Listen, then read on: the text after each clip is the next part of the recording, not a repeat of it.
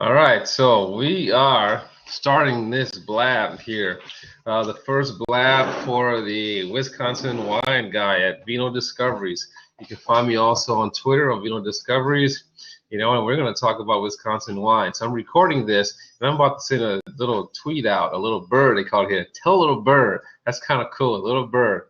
And wine, Wisconsin wines intro. And I'm going to write in here, starting now. Starting now. All right, so that's posted. So now we got some of that side business out of the way. I'm going to tell my followers what's going on here. And so welcome. I am the Wisconsin wine guy again, and welcoming you to the first installment of the Wisconsin Wines Guys, a discussion on all Wisconsin wines. I'll tell you a little bit about myself. Former chef, former wine shop owner, believe it or not, in Wisconsin. Own a wine shop right here in Wisconsin. So I was pretty excited about that. In the area where I had this wine store, it was actually a very first wine shop, true wine shop, to the general public in the area, in an area in which most people drink beer. So it was very interesting. At that time, we're talking 1998. And it was my first introduction into the wines of Wisconsin, coming from California. So I'm a California native, and those who drink wines from all over the world know quite a bit about the California wine industry. Its humble beginnings, and where it is today. The rest, as we can always say, is history. So today, however, though, isn't about California wines, not even about the wines from the rest of the world. It's simply about the wines that are made in Wisconsin. And in order to start discussing that, let me tell you, again, 1998, when I first arrived, there were less than 30 wineries in this area.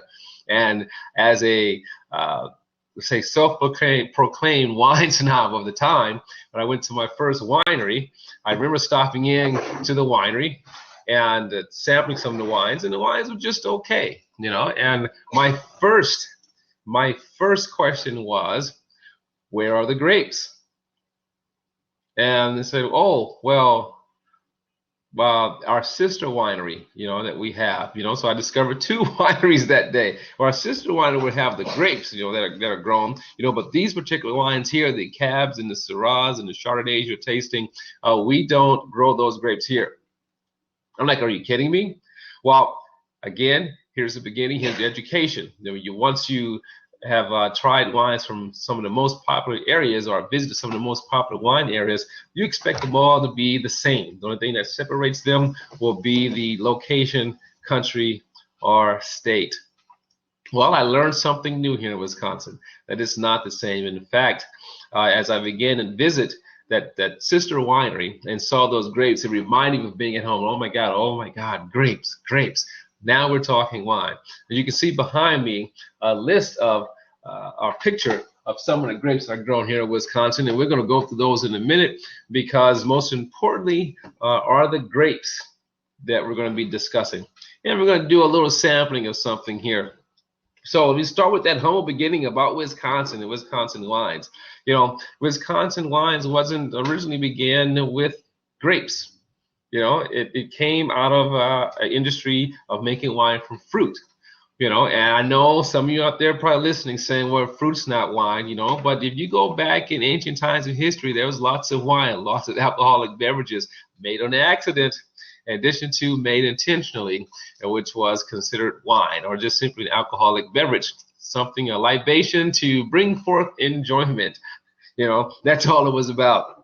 However, the fruit industry, being here in Wisconsin, and the wines being made from those fruits, and also fruits that were brought into the area, and made wine from. So you had three wineries, one winery leading the way, especially when it came to fruit, and that was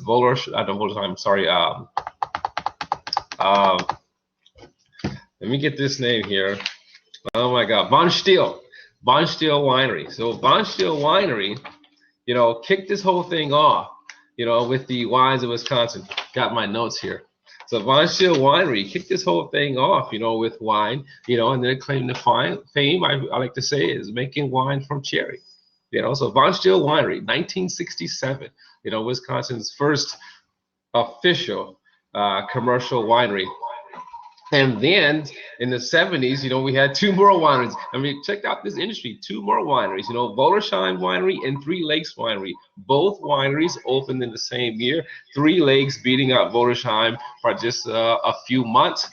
And Three Lakes Wineries claim to fame cranberries, you know. And again, speaking of the two wineries, both starting the wineries from fruit, I must say I come to enjoy, you know, the wines made from some fruits here in Wisconsin. So we can't exclude that. And as we begin to venture forward, you know, with this blab, you know, here and also on Twitter, I'm going to tell you more and more about the wines. You know, so Volersheim, you know, our third installment, our third winery here in Wisconsin, you know, we're talking about wines being made from grapes. Enter the infamous grapes. Now, we're talking about a wine in Volersheim that has a history, a long history, and we'll talk about that in upcoming segments when we begin to break down the many different wineries and the parts and the roles that they played in moving this industry forward. So our first introduction of grapes coming from Volersheim Winery. At that time, you know, quite a few acres of grapes.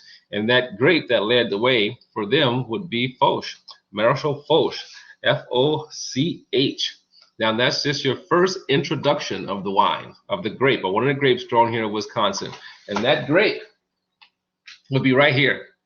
Now, I can't zoom this in, you know, but you can also follow me on Twitter, which I'll be posting some of this information that we're discussing, and I'll put up some photographs so you can see. But just looking at the grape, it's a purple grape. It doesn't look any different than most grapes, you know, around the world. It just have a name because of their pedigree, I like to call it. So we have the Foch grape, and now that we're leading into grapes, let's give you a rundown of some of the grapes that are grown here in Wisconsin. So, and I'll just say some of the most popular grapes that are grown here in Wisconsin. Marshall Foch will be one of them. Frontenac, a red grape, will be another. Marquette, a red grape, will be another. And probably one of the most popular, or coming up to be a popular grape, and one winery having the largest planting would be Petite Pearl, also a red grape. In addition to, you have Baco Noir, you have St. Croix.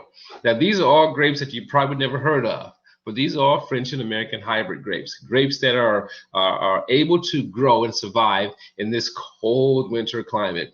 No, so what I'm going to say this to you is simply this: forget all about what you know about Cabernet, Chardonnays, Merlots, you know, Sangioveses, Zinfandels, because you're not going to hear about any of those grapes here. We're going to talk about grapes that you never heard of. We also want to get you to enjoy something different. It was a revelation for me. In fact, being a part of the wine industry and doing many presentations and wine classes and wine events on different wines from around the world, I decided a couple of years ago, I'm only going to talk about Wisconsin wines now. That's it. You know, and I want people to open up their minds and especially open up their palates and try something uniquely different. And I will tell you this: everything that you've learned, everything that you ever learned about wine, how to taste wine, how to age wine, how to set the temperature on your wine, whether it be red or white, it all applies. These are just entirely different grapes. Now, I just gave you a rundown on some of the more popular red grapes that are grown here in Wisconsin.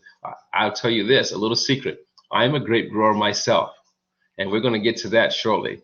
But I'll tell you about some of the white grapes. You know, you have St. Pepin. You know, again, these are going to be unfamiliar to you. So St. Pepin is one of the white grapes. You have a Chardonnay. These are all hybrid type grapes, you know, conducive for our area, just like some of the other grape growing wine regions around the world. They had to find those grapes. They're going to produce and produce very well in those areas. Now, I got to keep track of my time here, making sure I'm just not running on. I want to stay on the schedule here. Let me check with my timekeeper. What's my time like here? How far am I in? 10 minutes. 10 minutes. I'm 10 minutes in. That's pretty good. So now we talked about the St. Pepin. We're going to talk about the La Crescent. Also, again, these are all going to be unique grapes. All right, we have the La Crescent, Frontenac Gris.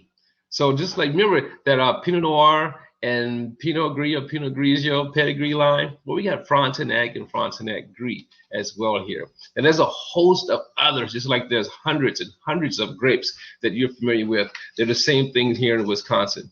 So here we are in 2015. I'm going to move forward a little bit. 2015, we are at over 100 wineries.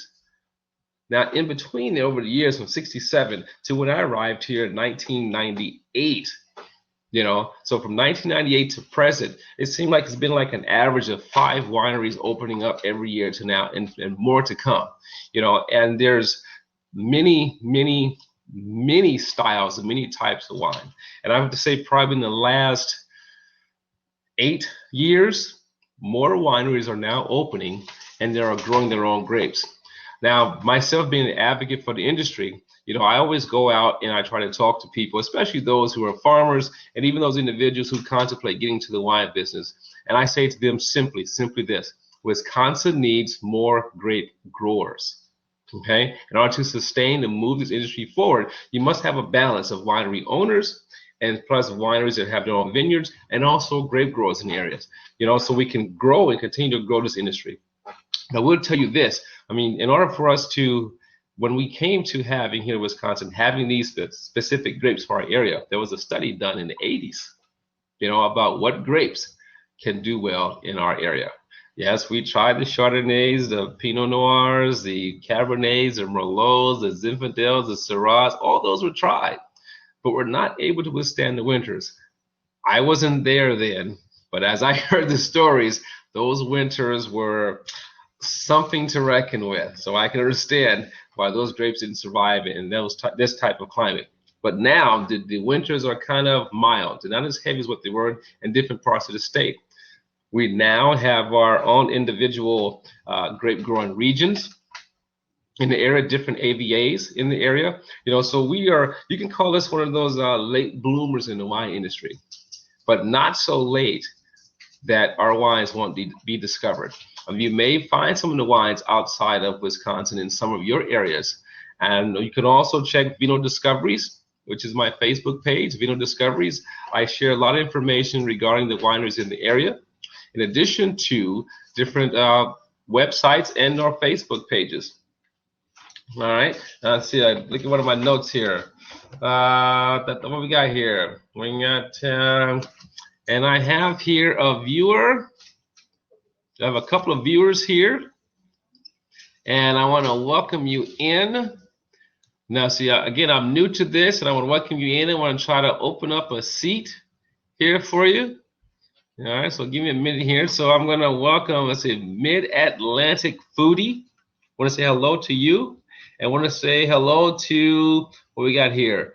GORJIS. I want to welcome you. Also want to welcome Mandy to the show. Thank you very much for joining in. So I'm going to get my technical person here and see if I can see how to get you to actually come into the Blab so you can ask me questions. It's open. Oh, it's open? Oh, so the seats. So if they want to come in. Okay, so the seats are open. Okay, I just hit the thing here. So open seat. So the seats are open. So if you want to come in, hit your join button. Hit your join button. Okay, if you want to come in, hit your join button. So this again, let me say this again. This is my first Blab, and I am blabbing about Wisconsin wines. So I just earlier talked about the different red grapes, and there's many more, and the different white grapes, and there are many more of those as well. And I'm just giving you just a little rundown, a little history. This is just the intro, the fundamentals. But I will do this for you. I will set up a category. Something I did personally, in my 17 years, almost 18 years of being here, and discovering the many different types of wines in the area. Not only are we talking about sweet wines, dry wines, dessert wines, sparkling wines. In fact, here's a note. Wisconsin now has 2 sparkling wines that are made from grapes grown right here in our area. So that is a huge feat. That's something I'm excited about. And so be sure to check out that in the upcoming shows when we do some samplings of those wines and give you information. And again, follow me on the Vino Discoveries Facebook page, where I talk a lot more about different wineries and doing wine reviews and etc. So now back to, again, as I said, the wine industry has been growing over the past 15 years with quite a few grape growers, quite a few people planting grapes. And I mentioned earlier that I'm a grape grower myself. And the grape that I grew at the time when it was introduced into our area was the Frontenac grape. So I have a small vineyard, which I like to call my little science project, that my vineyard is probably 10 years old. And I have about 50 grapes on this vineyard. Mixture of Frontenac and St. Pepin and a little bit of Edelweiss. That's also another grape, a white grape that you find in this area. You know, and so what I do, what I've done over the years, is see if we get a good look at this. Simply called juice. You know, Frontenac. You know, bottled by Vino Discoveries. You know, and the reason why it's called juice because this is just simply grape juice. Because I wanted to get an idea of the development of this grape over the years and how different it's going to taste. You know, and measuring the sugars by taste and by other means of measurement myself. In addition to trying it as a wine, but I like to go out and leave that wine making to the professionals. So I go to visit their wineries and try their wines to do a comparison. As I said earlier, we're still setting up geographical areas of the best places in Wisconsin that these grapes are going to do well. So I'm going to open up this. You can see I have this in just a little simple beer bottle. I'm going to open this up now. What I discovered also with this was, and I got lucky on this one, you know, that second fermentation that you hear about, malolactic fermentation that occurs, or the second fermentation of the bottle, well, that even happens in juice as well. Some of my earlier bottlings, like this bottling here is from 2014, so I'm testing its ageability just being a juice. So one of my earlier bottles that I opened up actually turned into fizz. It was actually quite good, quite delicious. So I'm going to pour a little bit of this into the glass. So I want to give you a chance to look at that color. This is the Frontenac grape. Now you recognize wine that color from your Zinfandels, you know, from your Petit Syrah, from your Syrahs or Petit Syrahs or Petit Verdot, even some of your Cabernets and Malone. You'll recognize that depth of color here. And this is all from a Frontenac grape. A little bit about that grape, you know, it has a reputation, you know, of being kind of picky, you know, can be highly acidic, but with proper training, which is what has been learned over the years, and what I learned in my vineyard, proper training, you can get a nice balanced clusters of fruit off of that vineyard, off of that vine. So I'm going to give it a taste here. Again, this is non-alcoholic. This is just grape juice. It's a shame you can't taste this with me, but I'll give you an idea. This is the 2014 vintage. We're now at harvest time. And for 2015, we'll talk about that. Do you have any comments? Comment section. See, I'm still learning all these things here. I got mentions and questions. You know, there's a lot to look at. So I see nothing there. Local concierge says I'm doing great. Let me type something back here. Thanks. You know, so I type something back there. So help me out here. Those who are watching, help me out. You can type in some questions again if you want to join in the Blab and get face to face with me. Okay, hit your join button. So now I mentioned earlier, I mean, yeah, very rich, you know, nice. You can taste the acidity. I mean, one of the things here, we do this on the show as well, and another time is just, you know, learning how to taste. My mouth is still watering from the acidity from this grape, but nice depth of fruit. You can tell by the color. It's now almost a year old since I made this into juice, and it's still holding its texture, holding its body. I keep it under refrigeration though. This isn't like a wine where I can just simply keep, you know, in your wine room, your wine closet. I keep it in refrigeration. I just do a soft heat pasteurization, you know, so there's still some live yeast cultures in here. So this is a natural product here. I also like to mention that this is from a organic, non-certified, but an organic vineyard. I do no spraying of pesticides or anything. So let me get a little taste of this. I am at 20 minutes. Now, I'm still waiting for some questions for those who are watching. As I said, this is the intro show. I wanted to introduce everyone to Wisconsin wines and give you just a little bit of information about Wisconsin wines and answer some of your questions if you have any. There'll be more shows that will be scheduled, which will go into more specific details about the Wisconsin wine industry. But I'm having fun right now just giving you just an overview of what's happening in Wisconsin. Now, I did allude to earlier that we are right now in the middle of a harvest. Okay, so we're harvesting grapes right here, right now in Wisconsin. In fact, I had a chance to participate in one over the past weekend at one of the local wineries, and there's a couple more that are happening in the weeks to come. So now we're talking about harvest. Understand that our harvest season takes place in between September and probably the second week of October for just making just still wine or just regular wine, not dessert wine. We do produce ice wine or late harvest wines here as well. But we have to get all that done, some of those done before the snow falls. But our harvest season, our growing season can be short depending what part of the state that you're in. But most harvests occur in Wisconsin between September, say about the second week of September, second weekend of September, through the second weekend of October. So we are in harvest, and our harvest in full swing right now. What we got here? Make sure I'm not missing anybody here. Well, looking pretty good. Again, I want to thank those who are watching this show right now. I got 6 viewers. And as I said earlier, this is my first Blab. I'm looking forward to doing more. We're going to get into more details and talk more about the grapes and introduce to you some of the wines that are made from grapes and fruits that are grown here in Wisconsin. So again, Wisconsin wines, a Wisconsin wine industry isn't just simply about grapes. It's also about fruit as well. So we're talking blueberries, we're talking cranberries, cherries, apples, pears, you know, and some really delicious wines are made from those as well. So my goal throughout these shows is not only just to open your palate to the wines of Wisconsin, but to open your palate to many, many different wines around the world. So in closing, what time are we at right now? 1:22. 1:22. All right. So I'm at 22 minutes. All right, so I'm going to go 3 more minutes. See if I can get 3 more minutes in here, then I'll go 25. So again, another rundown. I'll be posting these on Twitter as well. You can follow me at Vino Discoveries on Twitter. I'll be posting some of these grapes and some photographs of some of the grapes, even some pictures of my own vineyard. So I'm going to run down those grapes again, some of the most popular grapes that are grown here in Wisconsin. Maybe you can find those. Marquette, I'm going to do the red grapes first. Marquette, Frontenac, Marshall Foch, Petite Pearl, which is the newest addition to the Wisconsin grape family, Petite Pearl.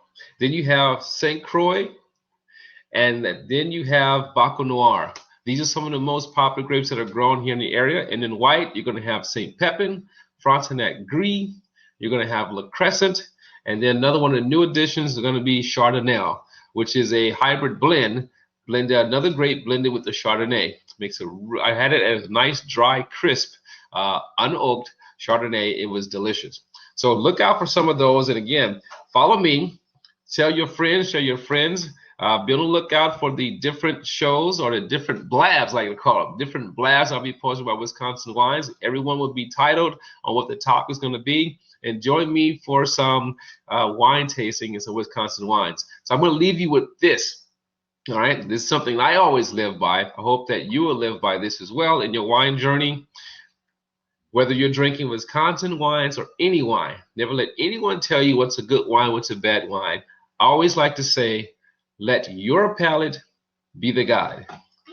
And I'll see you next time when we blab here, the Wisconsin Wine Guy, and we talk about Wisconsin wines.